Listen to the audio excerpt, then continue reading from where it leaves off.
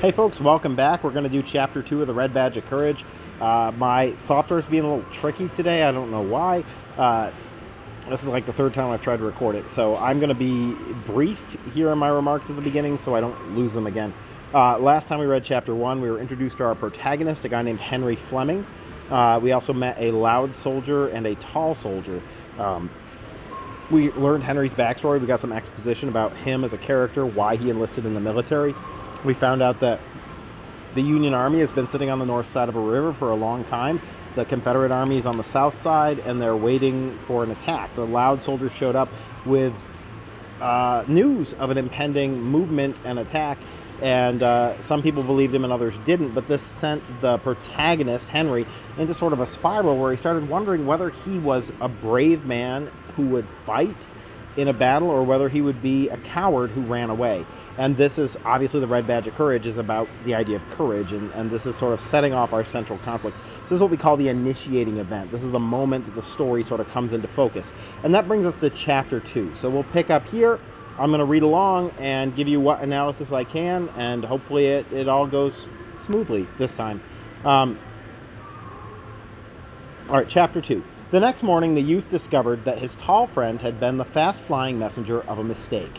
There was much laughter at the latter by those who had yesterday been firm believers of his views, and there were even some remarks about his foolishness by men who had never believed his story. The tall one fought with a man from Chatfield Comers and beat him badly. The youth felt, however, that his problem was in no way lifted from him. There was, in fact, a continuing worry. The story of the coming battle had created in him a great concern for himself. Now with the question in his mind, he became again part of the blue display. For days, he worried. He finally decided that there was only one way to prove himself: go into battle, and then watch his legs to discover their virtues and faults.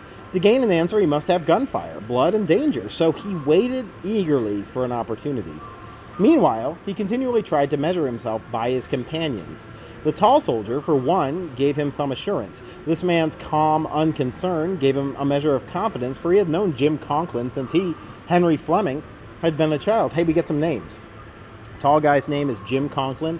Our protagonist's name is Henry Fleming. I think it's interesting, and this has been pointed out by a number of critics and readers, that Jim Conklin's initials are JC. Whenever you have a character whose initials are JC, you probably want to wonder if he's a Christ figure, Jesus Christ, So, like, there's been some question and some study about Jim Conklin as a Christ figure in this story. So keep an eye on that. It's worth your time. Let's see. Still, and they know each other, right? Like, so they've known each other since they were children. So one of the things about the Civil War that is sort of unique and doesn't happen anymore is units were drawn up regionally. So if you were going to a fight, you'd be going to a fight with people from your town, from your county. The whole unit would be from a geographic location, and they go into battle together. This was thought to be good for morale and help people, have that bond of brotherhood in battle and those sorts of things. It changed in World War I, mostly because the United Kingdom, they still drew up their armies this way, and so they sent a number of units into battle, and they went into the Somme, and they charged out against German machine gun fire across no man's land, and pretty much the entire generation of children of that county were wiped out. And so Britain decided that you don't want to make units regionally anymore and started amalgamating people from around the country. And that's sort of been the practice ever since. So just an interesting tidbit of history there. Anyway, where was I?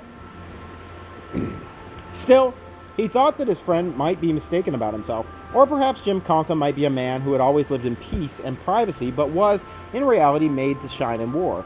The youth would have liked to have discovered another who doubted himself. A sharing of mental notes would have been a joy to him, so he wishes to find somebody else who feels the same way that he does. And you know that probably a lot of soldiers feel the same way he does. This is a very common thing. But he's concerned that he's the only one who has doubts. And probably everybody else is concerned that they're the only one that has doubts. And so everybody's keeping their doubts to themselves, which isolates them all. I think that's the idea of what's going on here. Then one morning, the men were whispering and starting again the old reports. In the darkness before the break of day, their uniforms glowed a deep purple color. From across the river, the red eyes were still watching. That's the personification of the enemy campfires, if you remember. In the eastern sky, there was a yellow spot, like a rug put down for the feet of the coming sun. That's a poetic way of describing sunrise. But of course, color symbolism plays a big part in this story. Red is courage, the red badge of courage. Yellow has historically been cowardice. You yellow-bellied, whatever. So we've got these two colors showing up right here in the morning, and that's worth watching as well. From somewhere in the darkness came the sound of feet. The youth could occasionally see dark shadows that moved like huge devils. Why make devil comparisons here? The regiment waited for what seemed like a long time. The youth lost his patience. It was unbearable the way these affairs were managed. He wondered how long they were to be kept waiting. At last he heard from along the road at the bottom of the hill the sound of a horse. It must be coming of orders. He bent forward, scarcely breathing. Then the horseman stopped before the colonel of the regiment. The two held a short, sharp-worded conversation. The men in the front stretched their necks to see and hear. As the horseman turned his animal and started away, he shouted over his soldier, "Don't forget that box of tobacco." The colonel murmured a reply. The youth wondered what a box of tobacco had to do with war. A moment later, the regiment went marching off into the darkness. The air was heavy and cold. The wet grass marched upon sounded like moving silk. That's a simile. Soon they passed into a roadway and moved forward easily. A dark regiment moved in front of them, and from behind also came the sounds of marching men. So they're part of a large procession of troops that are moving. You're trying to get the impression that the whole army is moving here, I think. The rushing yellow of the developing day continued behind their backs. So they're marching, if the sunrise is happening behind their backs, they're marching west.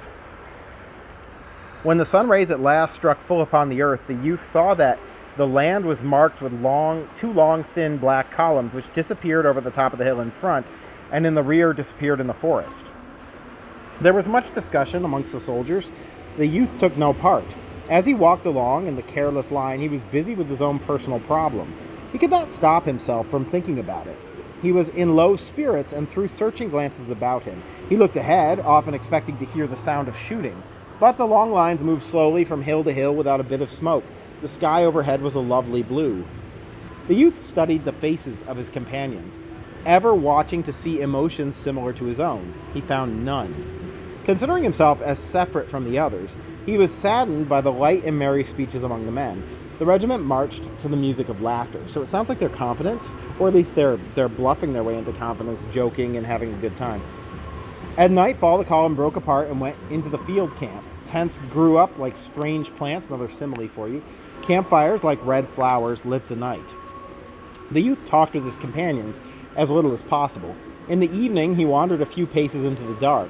From this little distance, the many fires, with the black forms of men passing back and forth before the rays, made strange, devilish effects. He lay down on the grass, and it pressed tenderly against his face. The moon seemed to be hung in a treetop. The liquid stillness of the night closing upon him made him feel vast pity for himself. There was a gentleness in the soft winds, and the whole feeling of darkness, he thought, was one of sympathy for himself in his sorrow. So this is interesting because we're sort of personifying nature as something that's kind and caring and in sympathy with the main character. It's gentle, it's not scary, it's comforting, kind of like the mother that he left behind. So there's this idea of nature. This is a romantic idea. We talked about romanticism versus realism a little bit in the last lecture. So we're touching on some of those. We're introducing them just a little bit here. He wished that he was home again, going from house to farmyard, from farmyard to the fields, from the fields to the farmyard, from the farmyard to the house. It sounds like he had a pretty repetitive life. He remembered he had often cursed the cows, but from his present point of view, there was a crown of happiness about each of their heads.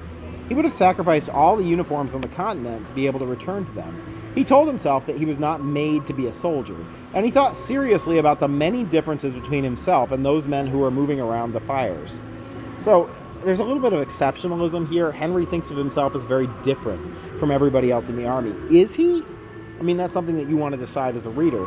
But what's interesting is when he was back on the farm, he thought of himself as very different from all the farmers and all the other boys when it was destined for war. And now that he's at the war, he feels the opposite. So there's a little bit of the characterization of youth here. Henry really doesn't know who he is. He's trying to find himself. This is a spiritual journey kind of a story, a hero's journey story, and we're going to track that as well. Let's see. He went slowly to his tent and stretched himself on a blanket by the side of the sleeping tall soldier. He stared at the fire's red, shaking shadow on the white wall of his tent until, tired and ill from his continued suffering, he fell asleep. And that would be the end of the chapter. So the army's on the move. They're marching towards the battle. Remember the Battle of Chancellorsville? The army marched west along the Rappahannock River until they found a ford, and they crossed. It was called Kelly's Ford. And then they were in Confederate territory, and then they marched back east to Chancellorsville, where the battle is fought. So I'm going to stop there, and I'll see you for the next video shortly.